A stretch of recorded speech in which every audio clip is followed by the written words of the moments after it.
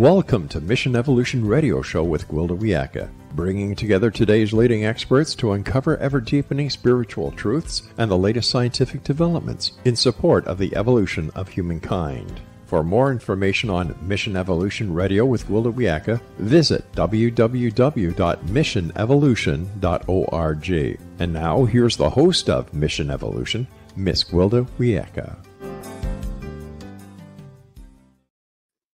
Hello. Thanks for joining us on Mission Evolution. We're coming to you on X-Zone TV and Simul TV from our broadcast studios in St. Catharines, Ontario, Canada, bringing the latest evolutionary information from today's leading experts.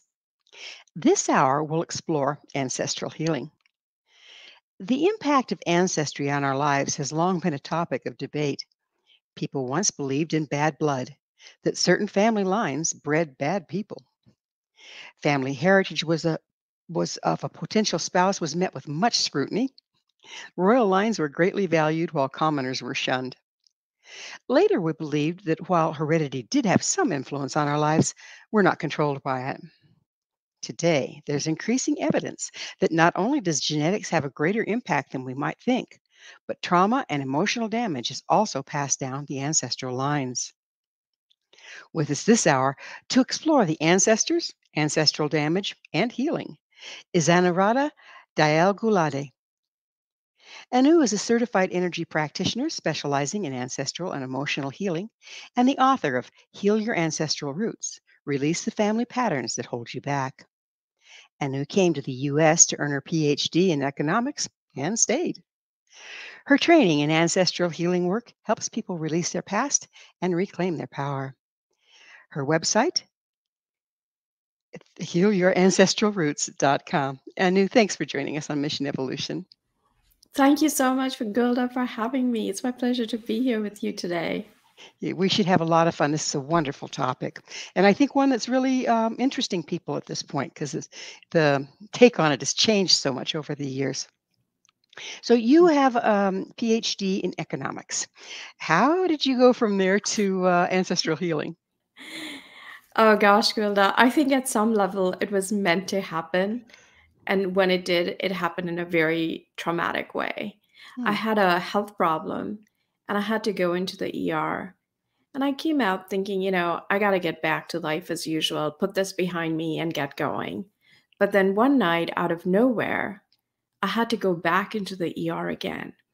And I remember starting to feel scared, like really scared. But I came out. It was when I had to go in the third time, unbelievably, that I started to feel this sense of despair, this sense of hopelessness starting to sweep over me. And I could tell from the doctors that they didn't really know what was going on. But I had a very dear friend, and she came to see me in the hospital. And she held my hand, and she looked at me, and she said, Anu, how many times are you going to go through this? What is it going to take for you to change? And she was into alternative healing. And that's what led me to start exploring alternative healing. I literally willed myself out of the hospital. And that's how my journey began. I found this amazing Chinese medicine doctor, and I discovered flower essences. And those two things together, they just changed the trajectory of my life. That's amazing. And I've heard that story so often. It seems like sometimes people really respond well to Western medicine, and sometimes whatever we have is just not reachable in that way, and we need to look elsewhere. So, what is certified energy practitioner? Well, I actually trained and, got the stamp of certification that everybody wants in flower essences. So I trained in Bach flower essences through the Bach Center in England and then through the US. That was 3 years. And then as I started to see clients, I began to notice patterns that were appearing in their lives, patterns that repeated across generations. And I couldn't understand why that was happening. And I started to see patterns in my own life. So that led me to explore ancestral healing work. And I trained with 2 people in Rhode Island for 2 years. And so that was a certification process in ancestral healing work and in doing that form of therapy. So that's why I guess in some sense I'm a certified energy practitioner. It's almost like getting a PhD, but in completely random subjects. I understand. So you were talking about patterns. What are these patterns you're talking about? How did you find them? You know, I think one of the benefits of having trained as an economist was you start with a problem, and when you're looking for a solution, you're looking to see patterns that are coming up and to get to the root of what it is that you're looking at. And when I started to see clients, I started to notice that there were patterns that were appearing across generations. For instance, I had this woman who came to see me, and her daughter had moved to the West Coast, and she really wanted to improve her relationship with her daughter. But her daughter was pulling away. She didn't want to have much to do with her. And what I noticed is that this woman wasn't on speaking terms with her own mother. So there was a pattern that went from one generation to the next. And that's how, when you start to notice repetition of patterns, repetitions of events, experiences, that's the transgenerational legacy that is affecting us. That's the ceiling or the burden that we're dealing with. So where do these patterns come from? What do you think causes them?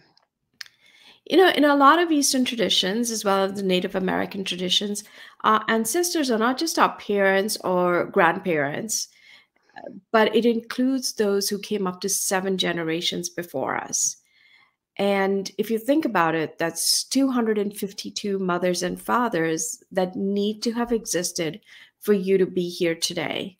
So if there is something unresolved in the lineage, if there is something that they want to make amends for, then we take on a piece of what is unresolved to heal it. Because when we heal ourselves, we heal those who came up to 7 generations before, and we also heal those who come 7 generations after us, because we are the ancestors for those who come 7 generations after. So it is actually like a sacred task that we take on to heal our lineage.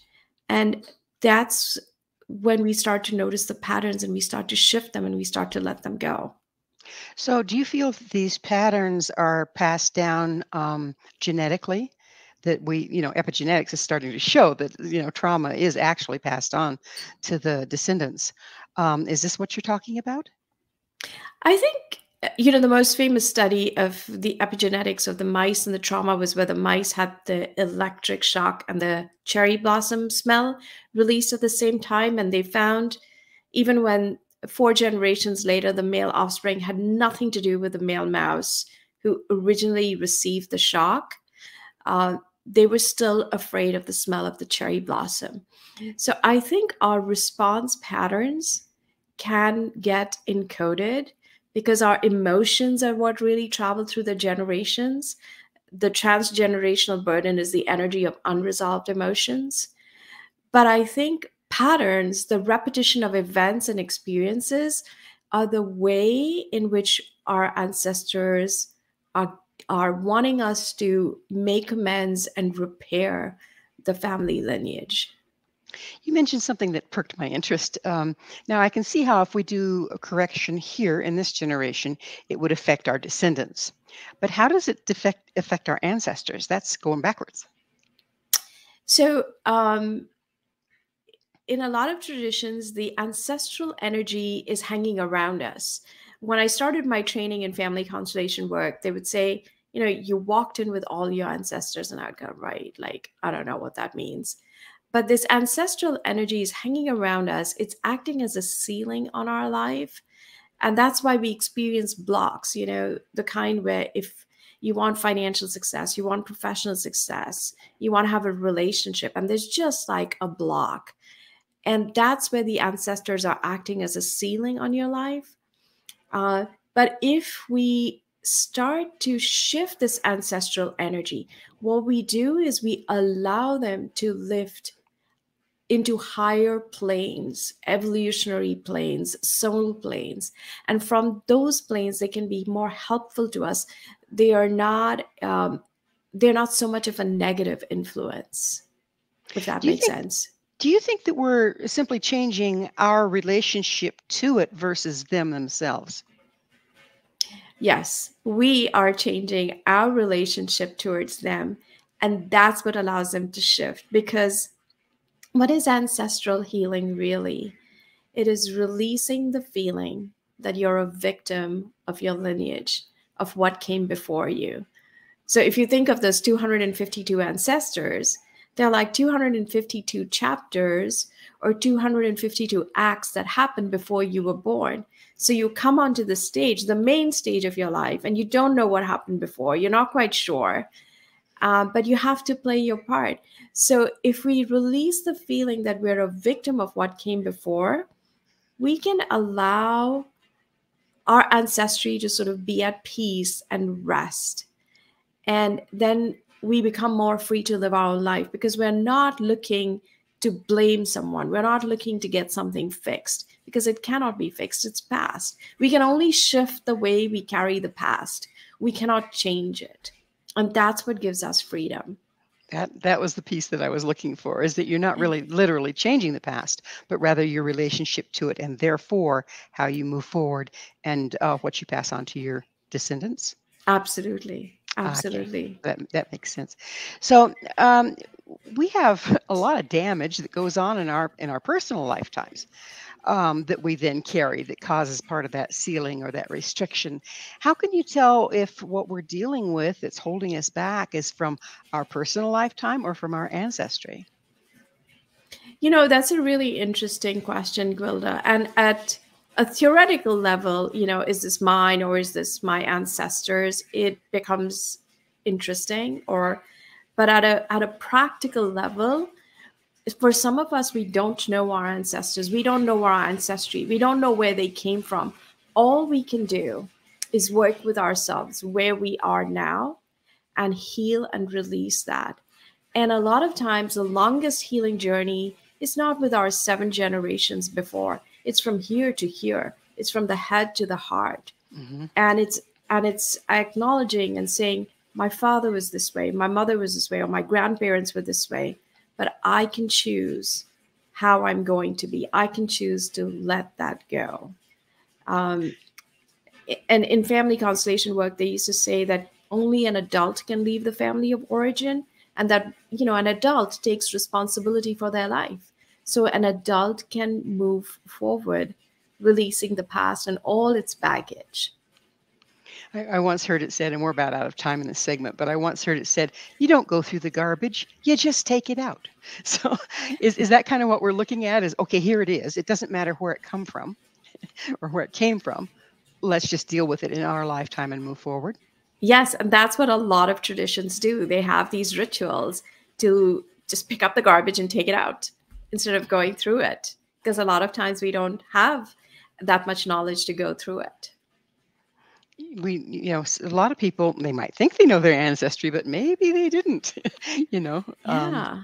And so it's like, if we try to dig around and find who our ancestors were before we can heal, it would take us a long time, wouldn't it? Yes. So much is lost in migration, immigration, wars, all kinds of things. So much of our ancestry just gets lost. Hmm. Yes. Well, there's another thing that I would like to pick up on the other side of the break, and that's how much of damage that comes through our heritage as far as our nationality, those lines, because I've Mhm. certainly seen evidence of it, and I'll bet you have too. Yes, absolutely. Yeah. Yeah. So, so they're, like the people from the Holocaust or Native Americans, what they went through the, Hmm. um, genocide, all of those things really do impact us, I think. And does that move forward as well? Yes, because a lot of times, as long it's what's really hard, Gwilda, is letting go of the feeling of victimhood. If Mm. we can let go of the feeling of victimhood, if we Well, can move forward with we're compassion, we can. we're going to have to pick up on victimhood on the other side of a commercial break. This is Mission Evolution, www.missionevolution.org.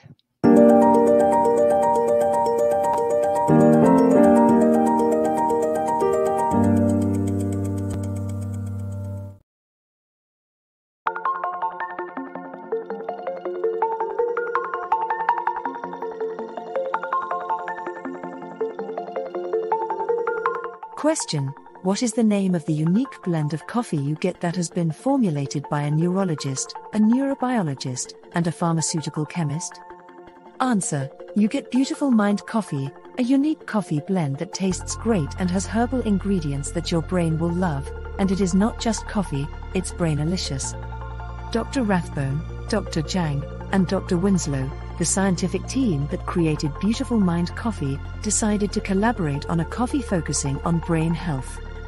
As for those herbal ingredients found in Beautiful Mind Coffee, Dr. Rathbone, Dr. Jang, and Dr. Winslow, utilizing their combined extensive scientific research background, worked with many natural and herbal products until the exact formulation that is found in Beautiful Mind Coffee was created.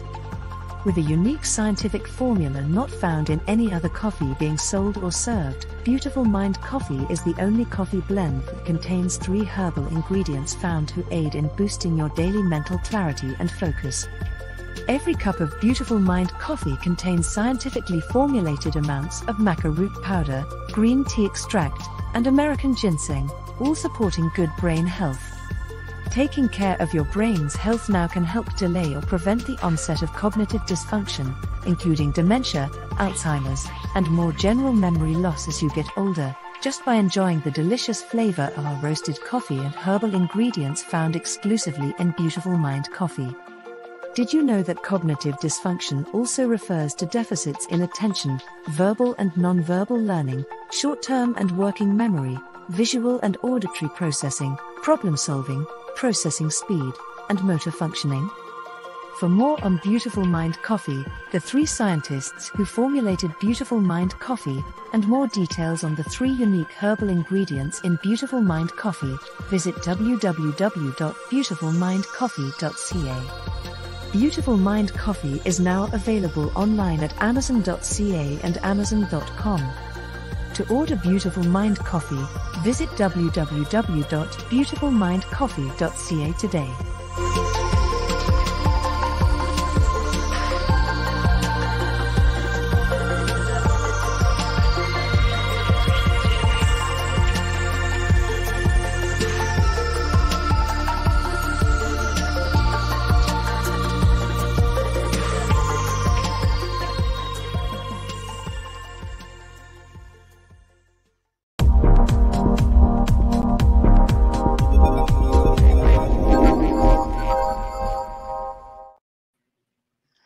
Hello again. This is Mission Evolution, missionevolution.org. With us this hour discussing ancestral healing is Anuradha Dayal-Gulati. Her website, healyourancestralroots.com. And we were just talking about how not only do we have damage or restrictions as well as gifts that come from our family line, but then there's also our genetic line, so that, if we're Irish or Indian or Native American or whatever we are, that they're, because of what the culture itself has gone through, some of that can carry forward. Would you speak to that a little bit for us? I think that's so right, Gwilda, that there is unique things that we are carrying, burdens that we're carrying that are unique to our ancestry.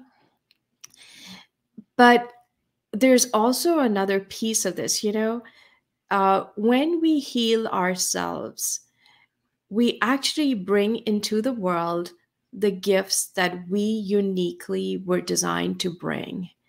And if we leave this world without healing ourselves, that void, that hole that we came to fill stays unfilled. And, examples of that are Martin Luther King, who moved the needle in a huge way forward. Gandhi. There are Native American speakers and teachers now who are bringing their gifts and their wisdom into the world. So we see that, Viktor Frankl, there are people who come in, and when they claim their destiny, they move beyond their fate, beyond what they were born into. And it's like there is a U-shaped hole in the universe that they were born to fill, and they fill it. They heal not just their own sacred bloodlines, they heal the world, they heal the rest of us. So how do we do this? How do we find the places that we have ancestral damage and correct it? You know, a lot of this begins with disconnection from ourselves. There's a disconnection that begins with ourselves. It begins in childhood and it starts to ripple out as we get older and as we start to live into the world.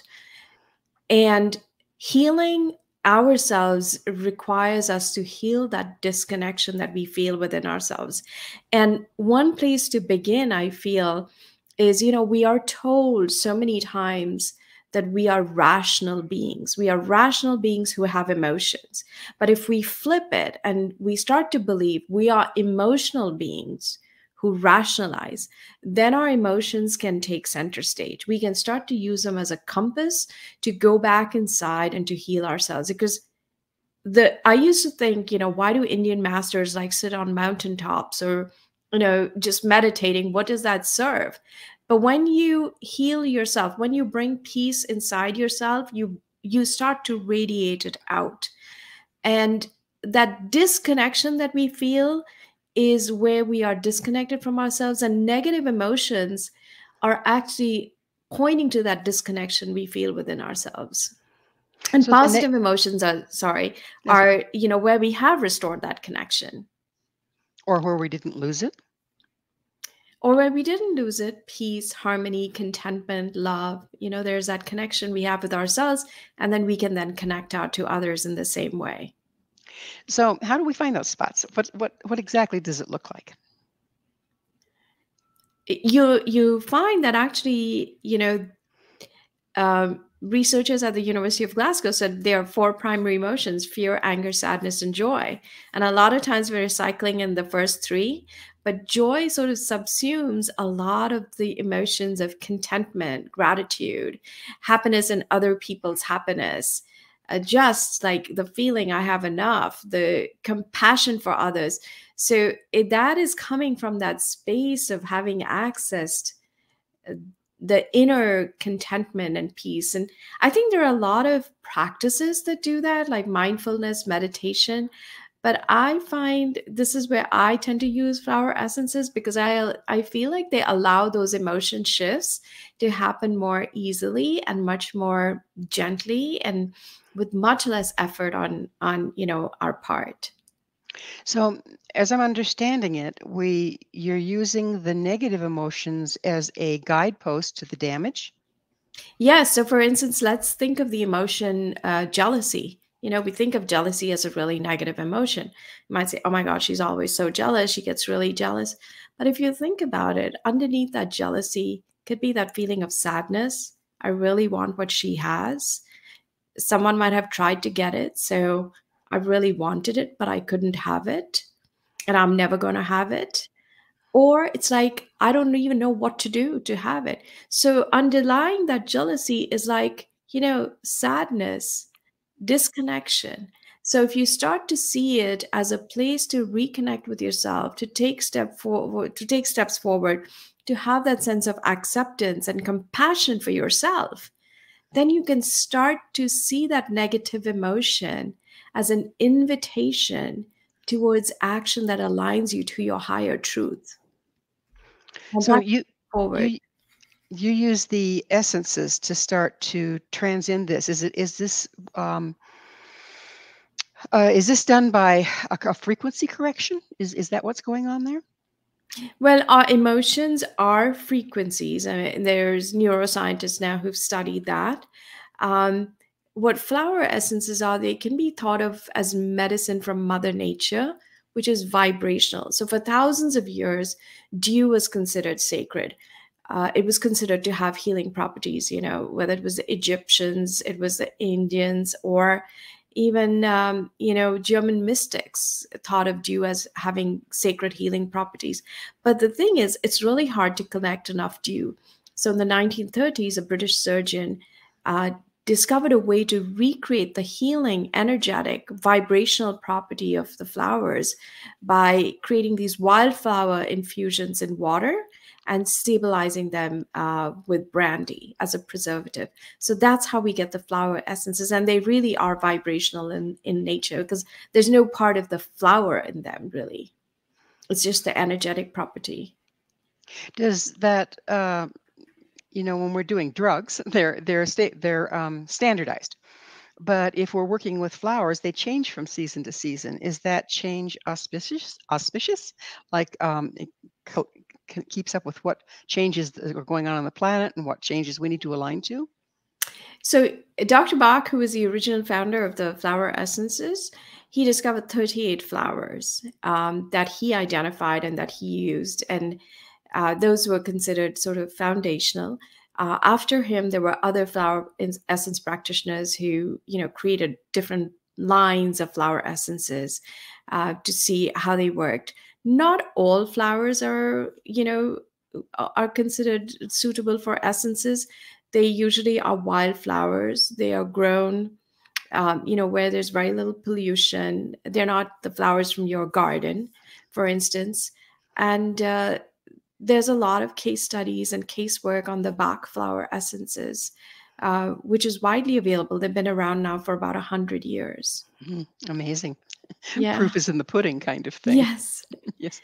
So when we were talking about accessing ancestral damage and healing it within ourselves, is there also, does this also impact us physically? Is there, outside of just genetic predisposition to cancer or something, is there also physical aspects that we have damaged that has moved forward that we can correct? I think, so as an energy practitioner, in the work that I have been trained in, we don't speak of the physical body because I don't claim to heal at the physical level. I work at the emotional level. But if you go to any body worker, they usually say the issues are in the tissues, because ultimately the energy sort of solidifies, gets denser and denser, and makes its way into the body. And so when we start to shift our energy, often, we start to heal at the physical level, because I guess our emotions are encoded in our bodies in some way. Everything's connected, isn't it? Yes, that's right. Yeah. So there was, who was it? Louise Hay that did a study, and her theory was that different illnesses in the body represented different spiritual or emotional illnesses. Have you seen that to be the case? Do you work with that at all? So I am not allowed to say that I work at the physical level, and I don't like to say that. But I do find that when people start to heal emotionally and spiritually, everything about their life starts to shift. They really become happier, become much more contented. Their health does improve, like things improve. And, maybe if it's okay, I'm just going to share something about a client, just how she shifted her life.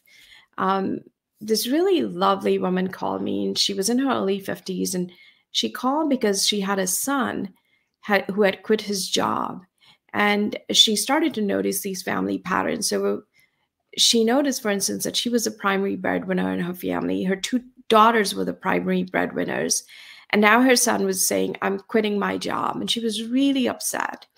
And as we started talking and working together, she discovered that her mother and her maternal grandmother were both the primary breadwinners. And so there's nothing wrong with the woman being the primary breadwinner. It was just that the men were not carrying their weight. Yes. And there was some trauma in that family. But what happened is she started to notice these emotions she was carrying, like anger, bitterness, rage. Those were the things she was feeling towards her father, her grandfather, her sons-in-law, and also wanting to control her son. And as we worked together, she started this practice of honoring her ancestors, letting go of those emotions, of anger, of resentment. She started to stop fixing her son, wanting to control him, and arrive at a much more peaceful place.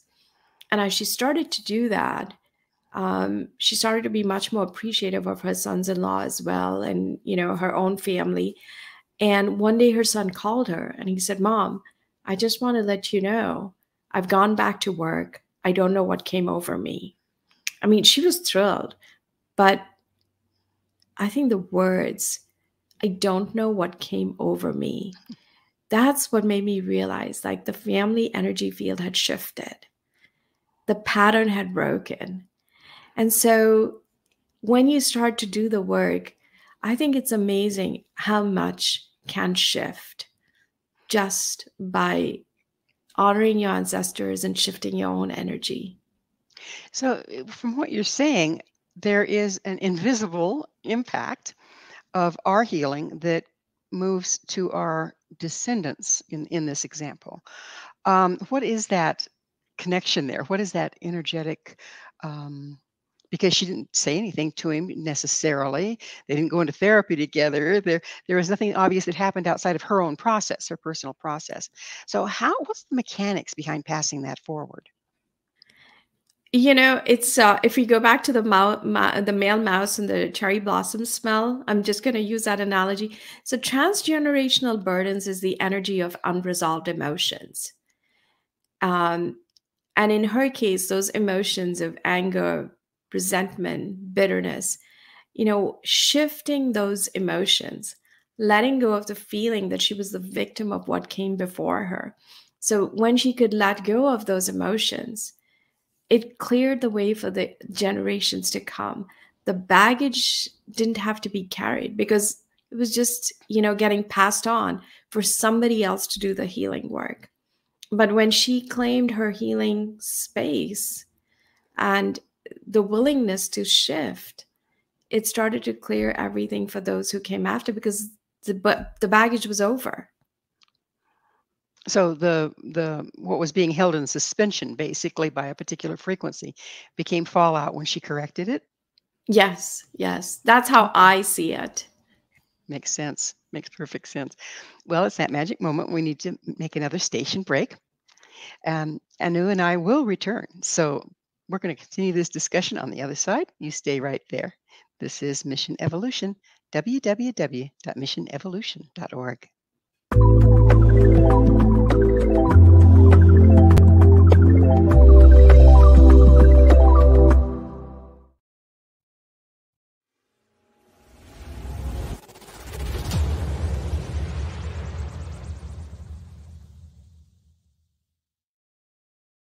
So I was watching the X Zone TV channel last night when I was abducted by aliens, and they kept repeating to me over and over again, simultv.com, simultv.com. What's simultv.com? That's what I asked them. They had it written on the side of their UFO. How do you spell that? UFO. No, I mean simultv.com. simultv.com. simultv.com. Right. simultv.com. Interesting that you were abducted by aliens in a simultv.com UFO last night. Oh, yeah? Yeah. Now that you mention it, I remember now last night I was awakened from a deep sleep. My great-grandmother was standing there. She said she come from the hereafter to tell me about simultv.com. She even spelled it out for me. simultv.com, sonny boy. simultv.com. simultv.com, sonny boy. Wow. Yeah. Guys, you'll never guess what my psychic guru just told me. simultv.com. Exactly. Are you guys psychic too? Of course. We all know about simultv.com. simultv.com.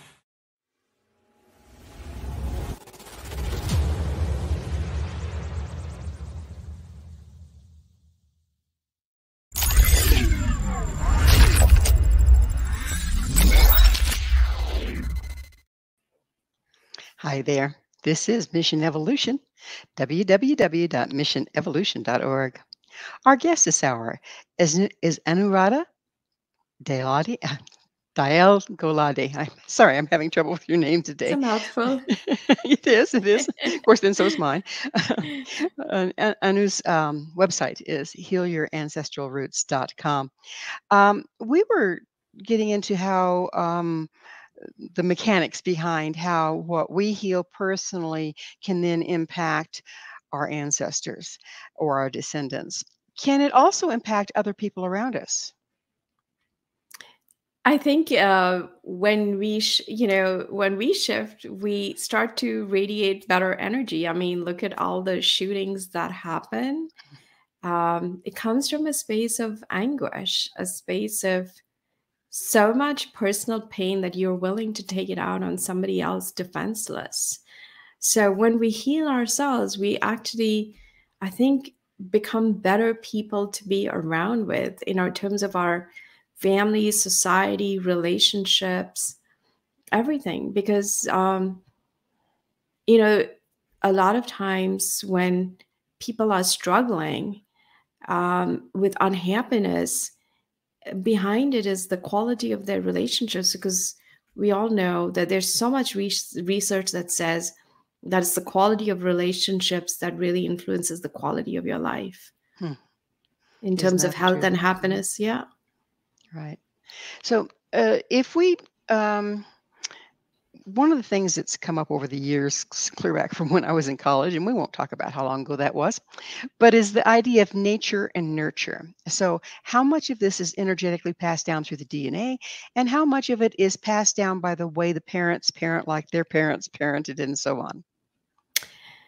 So much of us is inherited, Gwilda, in terms of our emotional response.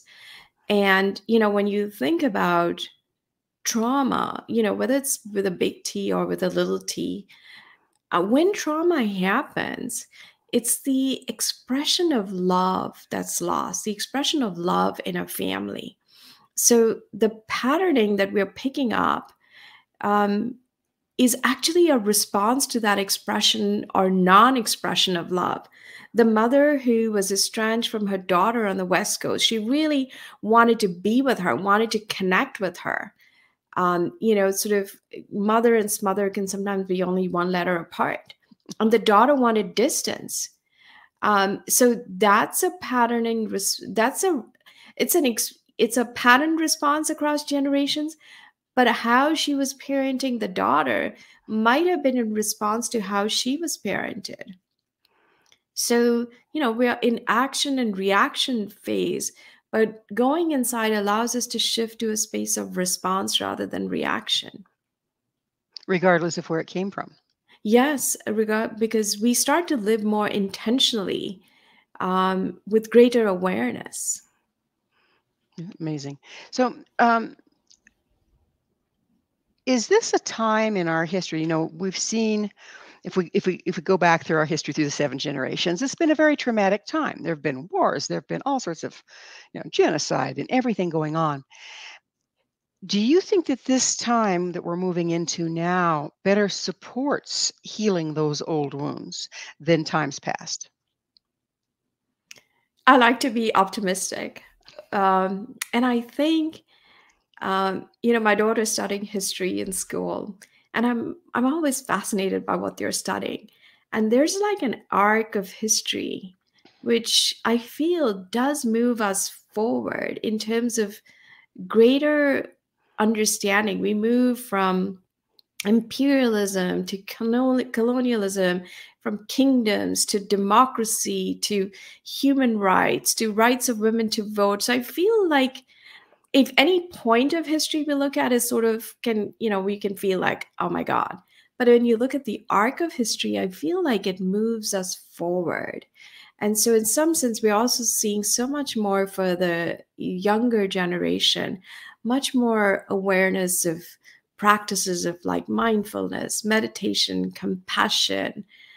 We hear them sort of more aware of this. And so I think that's positive. I mean, I want to be optimistic that we are moving towards something better, bigger, brighter. Our mistakes only point us in that direction.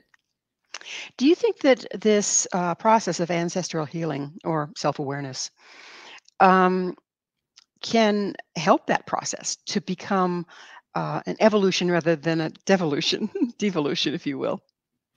Yeah, I think so. And I'm sure you feel that way too, Gwilda. I mean, even the show that you're doing, that the more awareness we have, the more we can shift. I feel even the word trauma has entered the lexicon in a bigger way. Like people are now more aware of the word. We're talking about having more trauma-informed societies.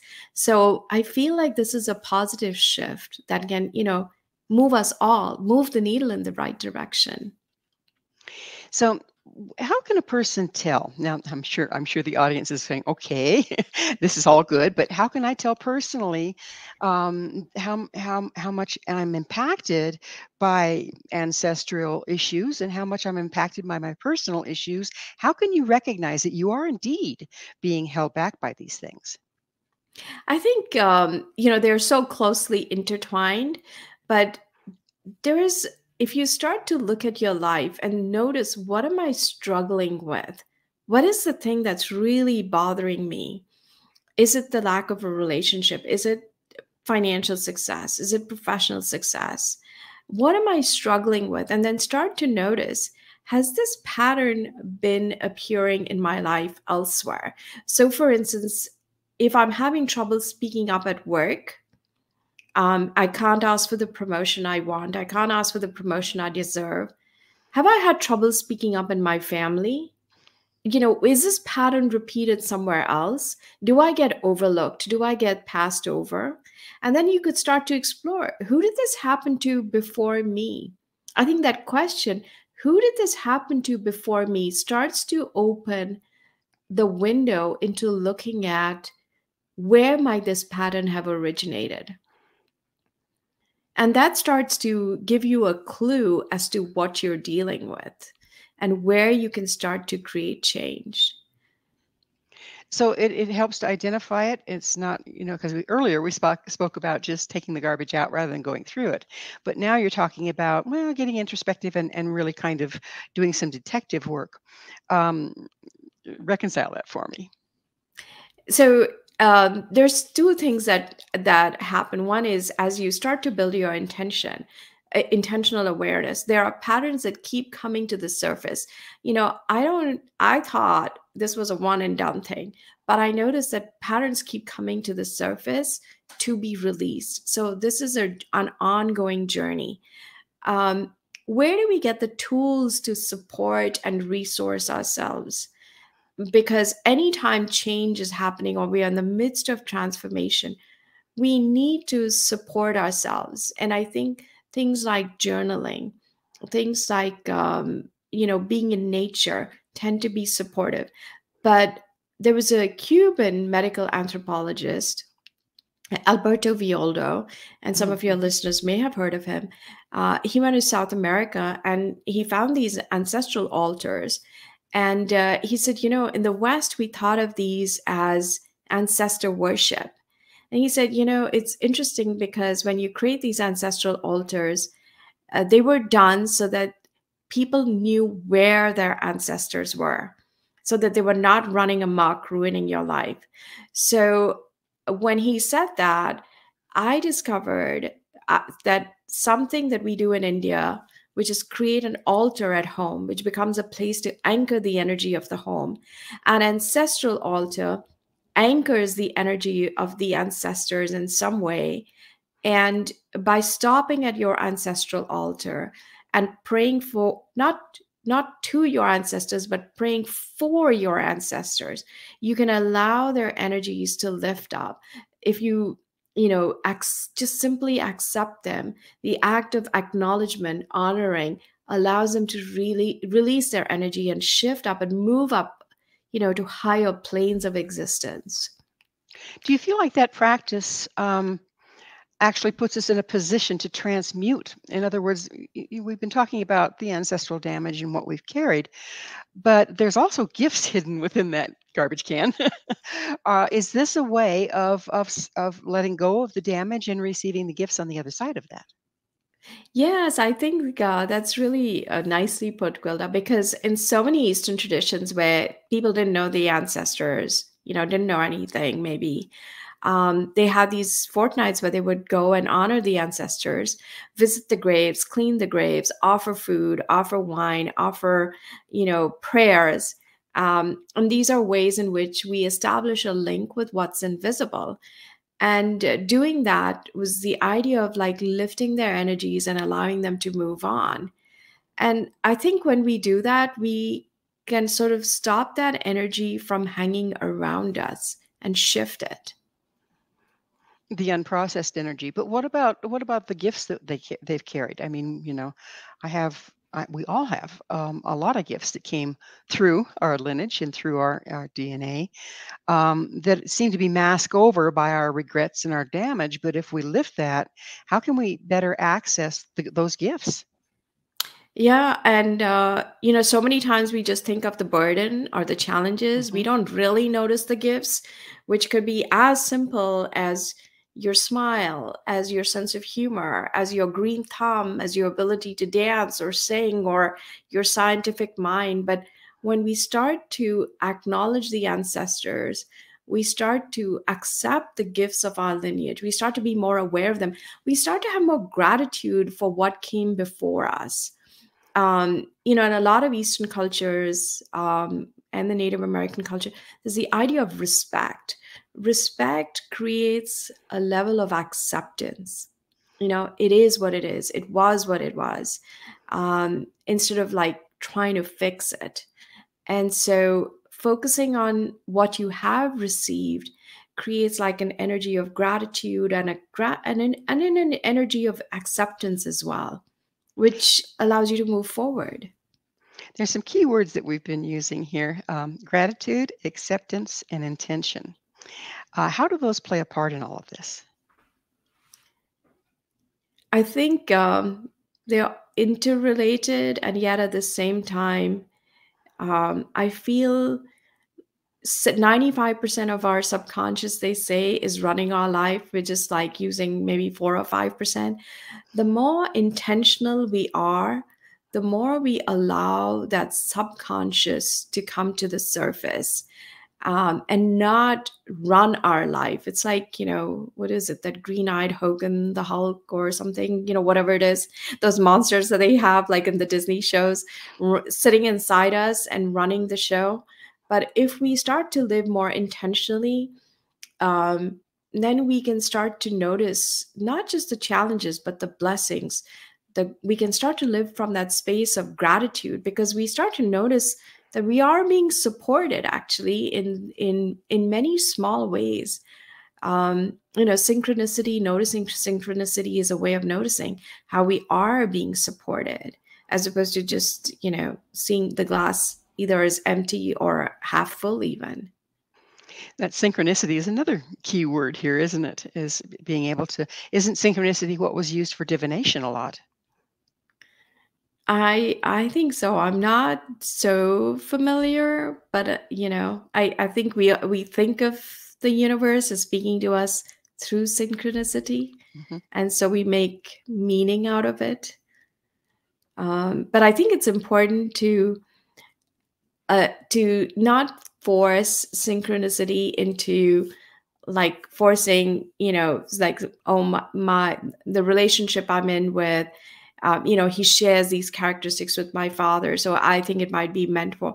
But synchronicity, when you allow it to happen, it creates a sense of wonder, this sense of magic, as opposed to forcing something into like, I think it's synchronous, and so this is how it's going to be. And then interpreting it. Yeah, exactly. Yeah. Yes. Well, amazing. Well, we'll need to pick up on synchronicity is a very important thing with all of this, I believe, because don't you think the ancestors speak to us through synchronicity in a way? Yes, so much. And I think even my clients, when they start doing the ancestral healing work, photographs will appear. We'll have to pick up. We'll have to pick up on synchronicity because we're just about to run out of time in this segment. But Anu and I will continue, so you stay with us. This is missionevolution.org.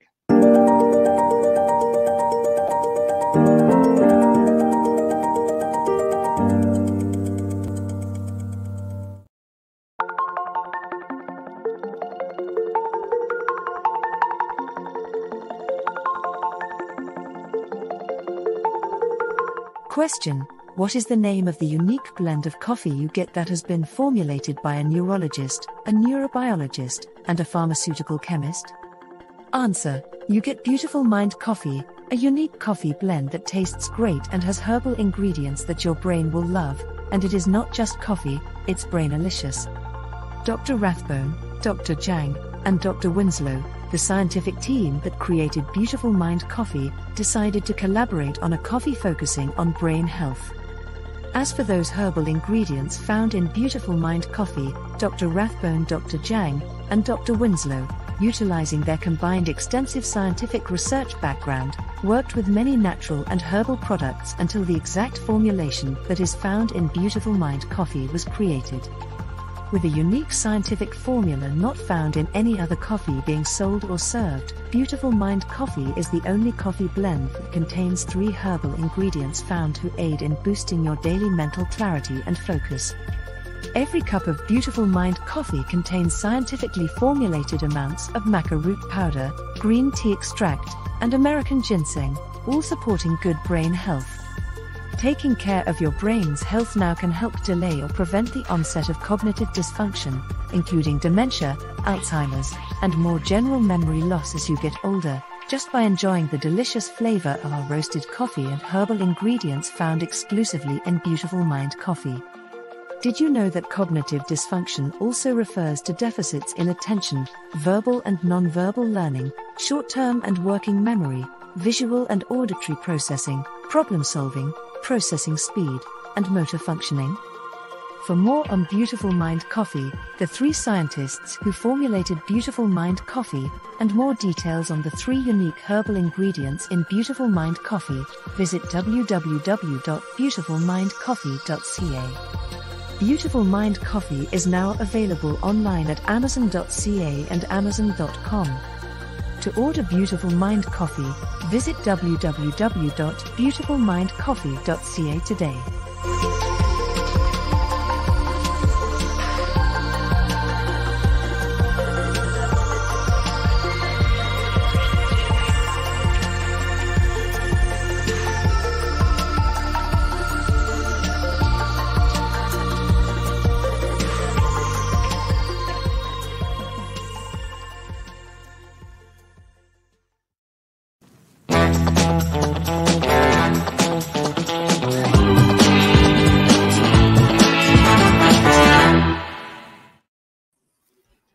Welcome back. This is Mission Evolution, missionevolution.org. This hour, our expert guest is Anuradha Dayal-Gulati. Her website is healyourancestral.roots.com. And Lou, we were just getting into something that's pretty interesting, and it's really transcultural, and that's the using synchronicity or observing synchronicity or acknowledging synchronicity to get messages from the spirit world or from our ancestors. How can we do that more consciously? I think it goes back to intention and intentional awareness, because it also goes back to a sense of belief and a sense of faith. And you use the word transcultural because at a certain level, all spiritual faiths across the world have sort of the same ideas and the same even signposts and markers of the spiritual journey. And just simply recognizing that when there is faith, there is a power that's taking care of me. And then you start to notice little things, because you're actually almost, faith is then part of, again, your intentional awareness space, or your field of vision expands when you tend to have faith. You see things from a different perspective. Sorry. Yeah. I'm sorry. Are you telling me then that unless we have faith, we probably don't even notice or recognize the synchronicities? They just kind of go by? I think we become perhaps much more aware of them. I'm speaking from my personal experience that the more aware I was of my faith, the more I was aware of synchronicity. And it was really when I started doing the ancestral training work, because there was so much awareness of synchronicity in that 2-year program, that I started to become much more aware of it, become much more mindful of it, so that when it happened, it had this like, oh my God, had a sense of wonder, the sense of magic about life. I've had so many people mention to me when a dear parent passed or something, there would be some kind of sign that was very particular to them. Like one lady's father loved cardinals, okay, and it wasn't really the season for them; it was just starting to be the season for them, and they hadn't seen them all year. But once her father crossed, the next day, it's like she sees a cardinal, it sits out there, and it looks at her until she sees it, and then it flies away. And to her, that meant he's checking in to see I'm okay and letting her know that he was.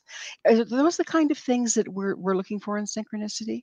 Yeah, I think so. And I love that story. It's so beautiful because our ancestors, our loved ones want us to know that they're okay. They want us to feel their love, even if they're not in this space. And, if they haven't been able to express it, there is this feeling of wanting to make amends. I would see in the ancestral work we did, it was like as if there was a reaching out from those who had gone, who wanted to reach out and make amends.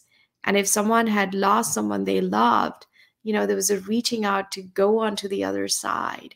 And sort of the presence of synchronicity or the awareness of synchronicity then starts to make that space less painful.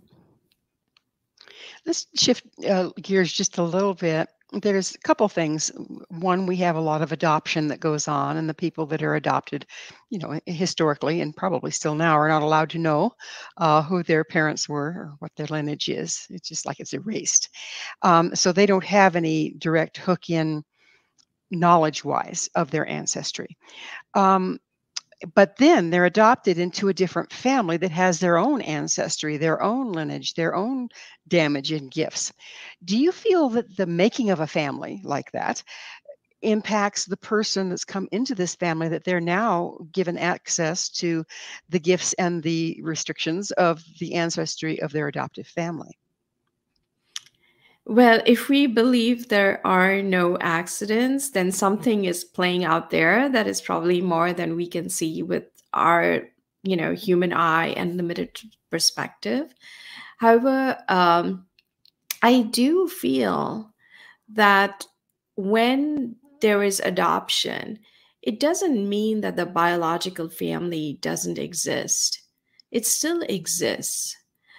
Even if they're not visible, even if they're not seen. But it's like the elephant in the room. And so making space to just simply acknowledge the biological family, that they exist, that they gave birth, and that perhaps, if they could have, maybe they might have kept the child, but if they couldn't, there was perhaps a contract written between, before the soul came into this lifetime.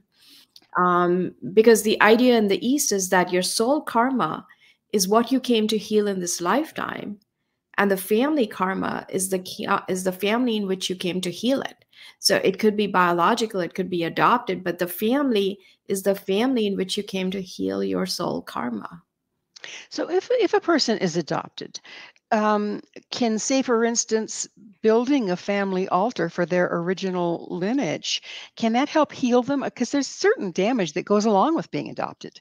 I mean, that's one of the things that I see patterns in, is people that have been adopted have these particular patterns or restrictions or damage that are all in common. Do you think that can be healed by reconnecting with your birth family through an altar? I think so. Well, I have seen it happen, where reconnecting energetically has brought a lot of healing, because maybe underlying is the feeling of the loss of expression of love, the sense of rejection that, of having given me away. But connecting energetically actually brings peace to the energy field of the family. It brings peace to the family energy field, and it can shift that feeling that you hold. And sometimes, through the presence of synchronicities, things might happen. Things can come to your to your attention, even in dreams, even through journaling. A lot of information can come and make itself known to you when you start that healing journey. I know so many people that have been adopted are just really driven to try to reconnect, to find out where they came from, to find out who their parents were. I'll bet this is part of it, is that unresolved piece. Yeah, and I think you talked about Louise Hay, but there was also the woman who started the idea of the morning pages, where you write the artist's way, Julia Cameron. And the idea was that you journal every morning, 3-4 pages, and allow yourself to free write.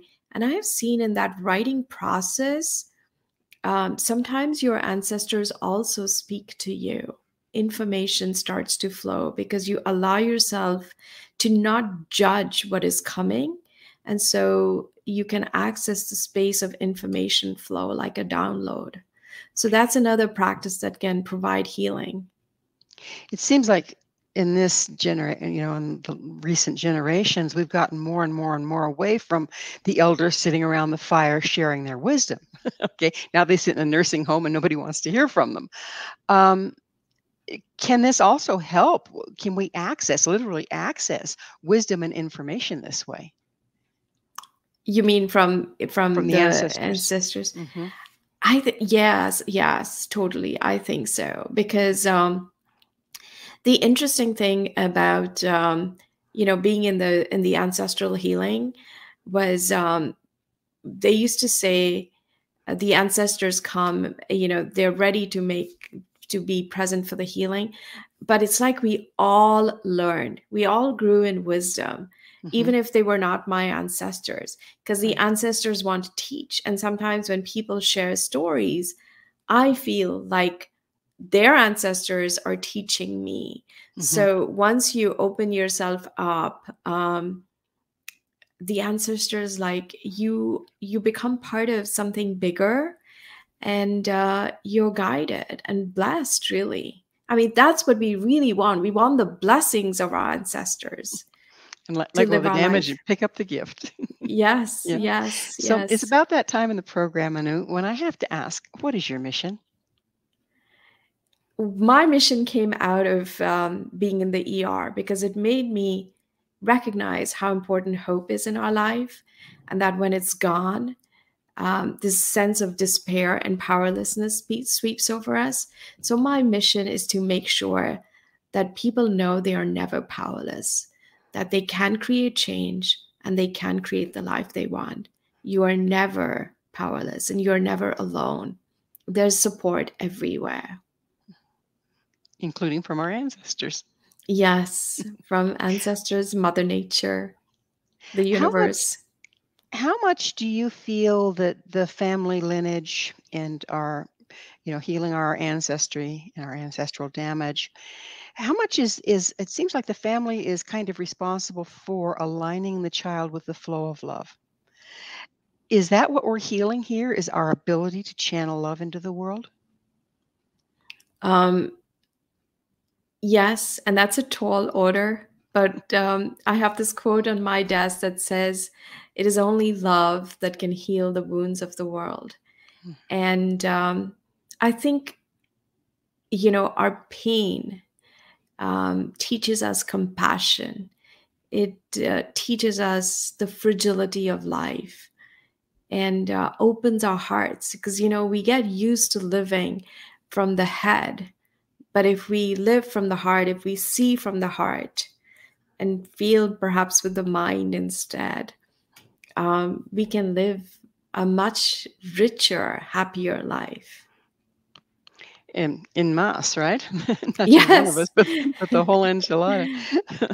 So if you were to see anything change, the first thing to change globally, to start this moving forward in a big way, what would that be? I think it would be really acknowledging that our pain stems from a disconnection with ourselves. And so if we can restore the connection to ourselves, if we can make everyone realize, especially the children, that your feelings have value, they are valid, and tuning into connecting with yourselves. And, I think I just went to a talk the other day, and he talked about happiness and all of the things about happiness, that material success does not give you happiness. I mean, we do know that happiness is an inside job, but the three things that are the ingredients of happiness are faith, family, and community. And so recognizing that we perhaps need to bring back, just like we're bringing trauma back into the discussion, bringing back, what does faith look like? What does it look like for you? What does family look like for you? Can we bring back in values of respect, compassion, understanding into the family? Perhaps we can start to shift how we live. And those are the things that we've kind of gotten away from: faith, family, and community. Yes, and they are critical for happiness. How do we're just about out of time period, but what in closing, what advice can you give to people? What's the first step to really start engaging this? I think the first and the easiest and cheapest way to do it is to just simply start journaling. If you want, you can journal to a higher power, to your future self, to your higher self, but just the sheer act of journaling, because emotion is energy in motion, and that energy needs a place to go. So journaling, just, even in a little black notebook, you can start allowing that energy to have a place to go. It is the cheapest and most valuable therapeutic tool we have at our disposal. And no one needs to read it. That's the good part. Unfortunately, Anu, we are out of time. Thank you so much for coming on the show. Thank you, Gwilda. Thank you so much for having me. It's my pleasure. Our guest this hour has been Anuradha Dayal-Gulati. She's a certified energy practitioner specializing in ancestral and emotional healing, and the author of Heal Your Ancestral Roots, Release the Family Patterns That Hold You Back. Her website, healyourancestral.roots.com. This has been Mission Evolution with Gwilda Wiyaka. For more information or to enjoy past archived episodes, please visit www.missionevolution.org. And be sure to join us right here next time as this mission continues, bringing information, resources, and support to our evolving world.